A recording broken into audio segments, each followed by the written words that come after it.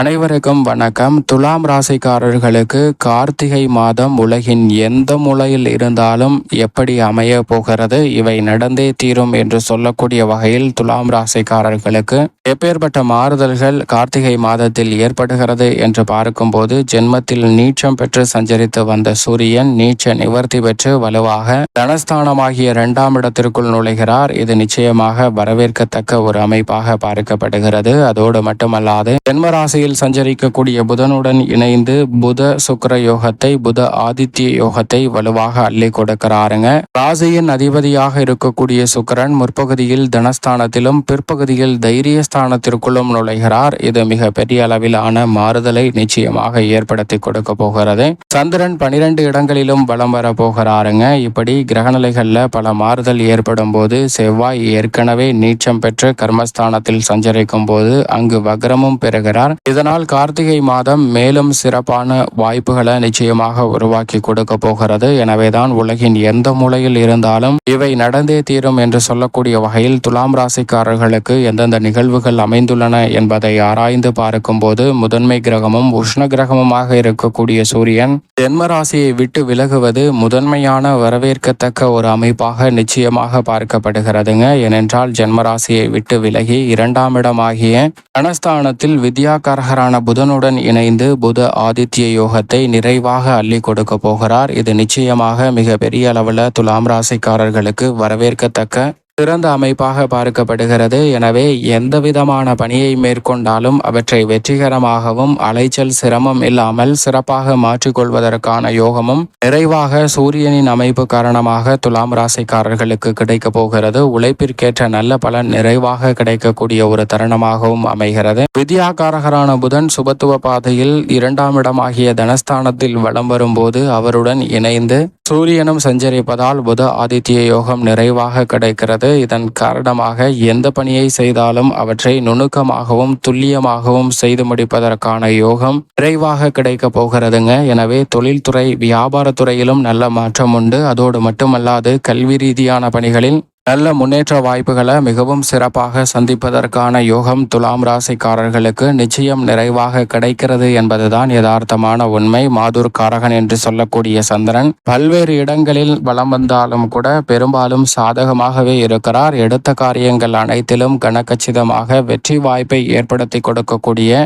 சந்தர்ப்பத்தை உருவாக்கி கொடுக்கிறாருங்க. எனவே இடமாறுதல், பதவி மாறுதல், ஊர் மாறுதல் என எப்பேற்பட்ட மாறுதல் வந்தாலும் அந்த மாறுதல்கள் எதிர்கால நலனை சிறப்பாக மாற்றி கொடுக்கக்கூடிய சந்தர்ப்பத்தை உருவாக்கி கொடுக்க போகிறது என்பதை திட்டவட்டமாக உறுதிப்படுத்தி கொடுக்கிறாருங்க துலாம் ராசிக்காரர்களுக்கு சந்திரன். அது மட்டுமல்லாது ராசியின் அதிபதியாக இருக்கக்கூடிய சுக்கிரன் 3ஆம் இடத்தில் முற்பகுதியிலும் பிற்பகுதியில் 4ஆம் இடம் ஆகிய சுகஸ்தானத்திற்குள் நுழைகிறாருங்க. ராசியின் அதிபதியாகவும் அஷ்டமாதிபதியாக இருக்கக்கூடிய சுக்கிரன் சுகாதிபதி என்று அழைக்கப்படுகிறார். அவர் சுகஸ்தானமாகிய 4ஆம் இடத்திற்குள் வருவது நன்மை நிறைவாக கிடைக்கக்கூடிய ஒரு அமைப்பாக பார்க்கப்படுகிறது. திருமணம், புத்திர பாக்கியம் உள்ளிட்ட பல்வேறு வகையான சுப நிகழ்வுகள் தடையின்றி சிறப்பாக கைகூடுங்க. புதிதாக நிலம், வீடு, வீட்டுமனை, வாகனம் வாங்குவதற்கான அதிர்ஷ்ட யோக வாய்ப்புகளும் இந்த கார்த்திகை மாதத்தில் துலாம் ராசிக்காரர்களுக்கு சற்று கூடுதலாகவே உண்டு என்பதுதான் யதார்த்தமான உண்மை. அது மட்டுமல்லாது உத்தியோகத்துல கேட்ட சலுகைகள் இந்த தருணத்தில் எதிர்பார்த்தபடி சிறப்பாக கைகூடும். கலைத்துறை சார்ந்த பணிகளில் நீங்கள் எதிர்பார்க்கக்கூடிய பிரச்சனைகள் அனைத்தும் கட்டுக்குள் வரக்கூடிய அற்புதமான தருணமாக பார்க்கப்படுகிறது.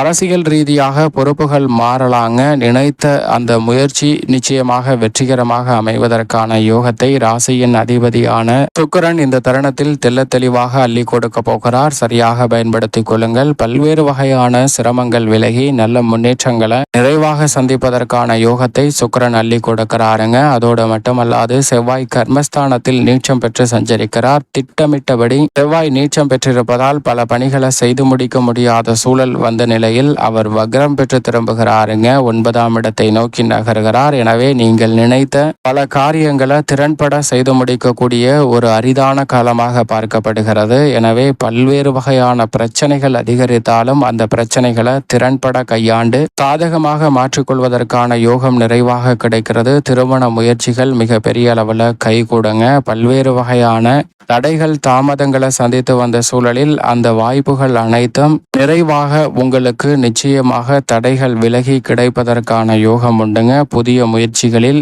ஏற்பட்டு வந்த பொருளாதார ரீதியான கடன் ரீதியான பிரச்சனைகள் மிகப்பெரிய மாற்றத்தை சந்தித்து நல்ல முன்னேற்றத்தை உருவாக்கி கொடுக்கக்கூடிய வாய்ப்பை நிச்சயமாக கர்மஸ்தானத்தில் வீற்றிருக்கக்கூடிய செவ்வாயின் அமைப்பு காரணமாக துலாம் ராசிக்காரர்களுக்கு சந்திப்பதற்கான யோகம் உருவாகிறது. அதோடு மட்டுமல்லாது நிழல் கிரகமாக இருக்கக்கூடிய ராகு யோகஸ்தானம் என்று சொல்லக்கூடிய 6ஆம் இடத்தில் வலம் வருகிறாருங்க. விரயஸ்தானமாகிய 12ஆம் இடத்தில் மோட்சக்காரகரான கேது வலம் வருகிறார். கேதுவால் எதிர்பாராத வீண் பிரச்சனைகளும் சில விரய செலவுகளும் ஏற்படலாம். ஆனால் ராகு யோகஸ்தானத்தில் சஞ்சரிப்பதால் உங்களுடைய புதிய முயற்சிகள் எந்தவிதமான தடையும் இன்றி நிச்சயமாக வெற்றி வாய்ப்பை சந்திப்பதற்கான யோகத்தை உருவாக்கி கொடுக்கிறது. தொழில்துறை வியாபாரத்துறை சார்ந்த பணிகளில் உழைப்பிற்கேற்ற நல்ல பலன் நிறைவாக சந்திப்பதற்கான முதன்மையான யோகத்தை ராகு உருவாக்கி கொடுக்கிறாருங்க. கலைத்துறை அரசியல் துறையிலும் எதிர்பார்க்கக்கூடிய பிரம்மாண்டமான வெற்றி வாய்ப்புகள் உங்களை தேடி வரப்போகிறது.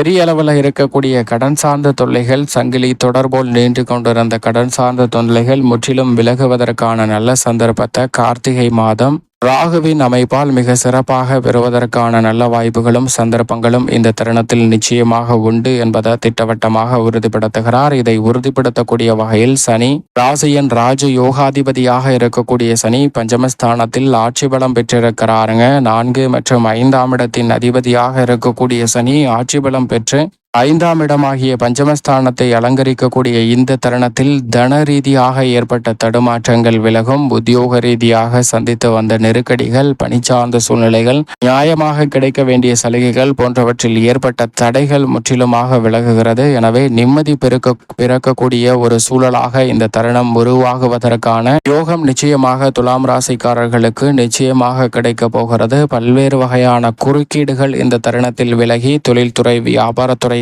புதிய ஆர்டர்களும் நல்ல வளர்ச்சிக்கான சந்தர்ப்பங்களும் நிறைவாக கிடைக்கக்கூடிய ஒரு தருணமாக அமைய போகிறது. அஷ்டமஸ்தானம் என்று சொல்லக்கூடிய 8ஆம் இடத்தில் நிலை கொண்டிருக்கக்கூடிய குரு வக்ரம் பெற்றிருக்கிறார். 3 மற்றும் 6ஆம் இடத்தின் அதிபதியாக இருக்கக்கூடிய குரு பகவான் வக்ரம் பெற்றிருப்பது நல்ல முன்னேற்றத்திற்கு வித்திடக்கூடிய ஒரு சிறந்த அமைப்பாக பார்க்கப்படுகிறது. எனவே மனம் மகிழ்ச்சி அடையக்கூடிய வகையில் பல்வேறு வகையான சுப நிகழ்வுகள் சிறப்பாக கைகூடும். பூர்வீக சொத்துக்கள் ரீதியான பிரச்சனை, நீதிமன்ற வழக்குகள் போன்றவை விலகும். இதுவரை இழந்த பல்வேறு வகையான சொத்துக்களை மீண்டும் மீட்பதற்கான யோகமும் உருவாகும். தொழில் ரீதியாகவும் உத்தியோக ரீதியாகவும் வளர்ச்சி பெறக்கூடிய வகையில் புதிய வாய்ப்புகளும் சந்தர்ப்பங்களும் நிச்சயம் நிறைவாக கிடைக்கக்கூடிய ஒரு தருணமாக பார்க்கப்படுகிறது. அதோடு மட்டுமல்லாது உறவுகளுக்கிடையே நல்ல பலம் பொருந்திய ஒரு காலகட்டமாகவும் அமைய போகிறது. மேலும் இந்த தருணத்தை சாதகமாக மாற்றிக்கொள்ள நிச்சயமாக துலாம் ராசிக்காரர்கள் வாரத்தில் செவ்வாய்க்கிழமை விரதமிருந்து அருகாமையில் உள்ள முருகப்பெருமாள் ஆலயம் சென்று தீபம் ஏற்றி வழிபாடு செய்யுங்கள். தங்களுடைய வாழ்வில் சந்திக்கக்கூடிய தடைகள் உலகின் எந்த மூலையில் இருந்தாலும் தவிடுபடியாவதற்கான யோகம் நிச்சயமாக இந்த கார்த்திகை மாதத்தில் உண்டு. எனவே பல்வேறு வகையான நன்மையும் முன்னேற்றமும் துலாம் ராசிக்காரர்களை தேடி வருவதற்கான யோகமும் கிடைக்கும் என்பதில் சந்தேகமே இல்லை. கார்த்திகை மாதத்தில்